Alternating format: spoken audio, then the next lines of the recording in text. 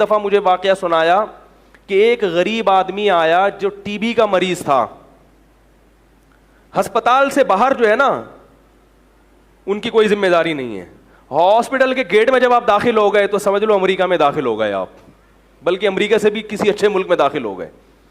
بس انٹری مشکل ہے, صحیح ہے نا, کیونکہ جب فری میں ہو رہا ہے تو لائن, بولو نا بھائی, لائن بہت بڑی لگی ہوئی ہے. 2-2 3-3 دن پہلے جا کے آپ, اور انہوں نے وقف میں یہ اصول رکھا ہے کہ کوئی اقربا پروری, کوئی تعلق کام, بولو نا بھائی, نہیں آئے گا. یہ پہلے سے کہ بھائی یہ جو اس کے منافع ہیں نا ان لوگوں کے لیے وقف ہیں جو بھی یہاں پہلے آئیے پہلے پائیے کی بیس پہ. اب کوئی بھی آ جائے کہ کچھ بھی ہو, اس میں وہ یہ نہیں دیکھتے کہ بھائی یہ کس کا ماموں ہے, کس کا چچا ہے, کس کی پھوپھی ہے, کس کی خالہ ہے. تو غریبوں کی ایک لائن لگی ہوئی ہے وہاں پہ. نمبر دیر سے آتا ہے کیونکہ اب ظاہر ہے فری میں جب آغا خان جیسا علاج ہو رہا ہوگا, آغا خان ہاسپٹل جیسا, تو سب جائیں گے نا. تو لائن لگی ہوئی ہے. لائن یعنی ہاسپٹل کے گیٹ کے باہر ایسے ہیں جیسے بارڈر کے اس پار ہوں آپ, ٹھیک ہے نا. آپ کا نمبر آ گیا اور آپ اندر چلے گئے تو آپ کے موجہ ہی موجہ. بہترین کھانا آپ کو ملے گا, بہترین علاج آپ کا ہوگا, سارے جو مہنگے مہنگے ٹیسٹ ہیں فری میں ہوں گے آپ کے, ایک دھیلا بھی نہیں لیتے. بہترین انتظامیہ, کیونکہ اس کی بنیاد کس تقوی پر تھی, بزنس پر, بولو نا, نہیں ہے. وقف کی بیس پر یہ سارا کام کیا انہوں نے کہ ہم ایسا ہاسپٹل بنائیں گے جس کی آمدن کس کے لیے وقف ہو, غربا کے لیے. تو جب بیس ہی وقف اللہ کی رضا ہے تو پھر اس میں یہ چیزیں نہیں کہ وہ اس کے ماموں آ گئے تو اس کو ہٹا کے اس کو پہلے لے کر آؤ, یا یہ کہ تھوڑے سے تو پیسے تم دو نا بھائی, یا یہ کہ چونکہ غریب آدمی ہے تو اتنے مہنگے ٹیسٹ کی کیا ضرورت ہے اس کے لیے, تم وہاں سے کروا لو پٹیل پاڑا سے 20 روپے کا, ٹھیک ہے نا. تو انہوں نے مجھے اپنا واقعہ بتایا کہ ٹی بی کا مریض آیا اور اس ٹی بی کے مریض کا ہم نے علاج کیا, اس کو ہم نے دوائیں دیں فری میں, مہنگی مہنگی دوائیں.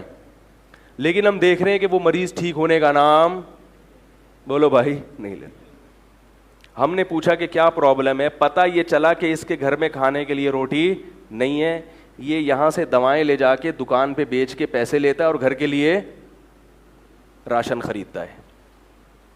تو پالیسی چینج کی کہ اگر کوئی ایسا غریب ہوگا جس کے گھر میں راشن نہیں ہے تو علاج کے ساتھ ساتھ اس کے گھر میں راشن ڈلوانا بھی ہاسپٹل کی, بولو بھائی, کیونکہ یہ ہے انشورنس میں اور وقف میں, بولو بھائی, فرق.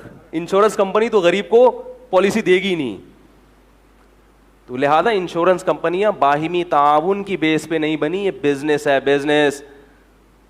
اور تعاون کی بیس پر یا وقف کی بیس پر اس قسم کے جو ہاسپٹل ہیں وہ ہیں جو جتنا زیادہ غریب ہے وہ اتنا ہی زیادہ فائدہ اٹھا رہا ہے.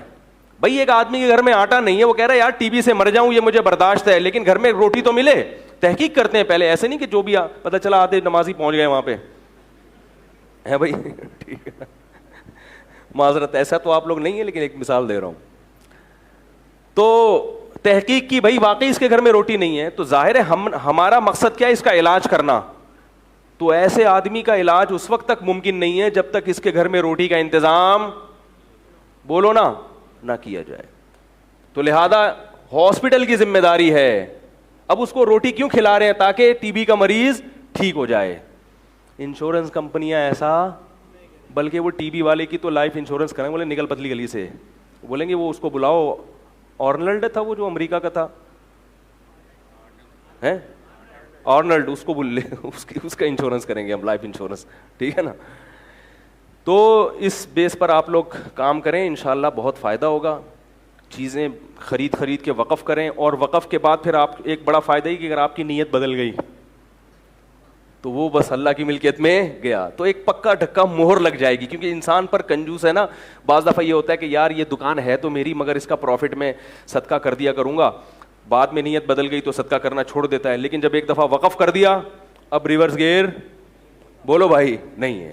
اب وہ ایسی چیز ہے کہ اللہ کہتے ہیں اب تمہیں ثواب مل کے رہے گا, اب تمہیں ثواب, تو اور کیا چاہیے بھائی. اگر ہمیں لازمی اللہ ہمارے مقدر میں ثواب لکھ دیں کہ اب تو مل کے ہی رہے گا, تو اس سے بڑی اللہ کی رحمت کیا ہو سکتی ہے. تو وقف میں یہ بھی, اس کا مطلب یہ نہیں کہ صدقات و خیرات چھوڑ دیں آپ, تو وہ بھی چلتا رہے، لیکن ساتھ ساتھ وقف کا سیٹ اپ بھی اپنے جو، اور یہ بھی یاد رکھو جیسے وقف میں بہت ساری چیزیں ہوتی ہیں نا، ایسے ہی اولاد بھی وقف ہوتی ہے.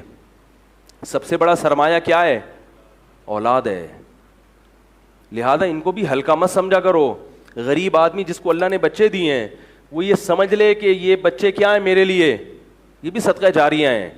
کیونکہ حضرت عمر رضی اللہ تعالیٰ عنہ فرماتے ہیں کہ اللہ کی قسم مجھے اولاد کی حاجت نہیں ہے، پھر بھی میں اس لیے اولاد پیدا کرتا ہوں کہ کوئی بھی جب میری اولاد اللہ کا نام لے گی تو ثواب کس کے کھاتے میں جائے گا؟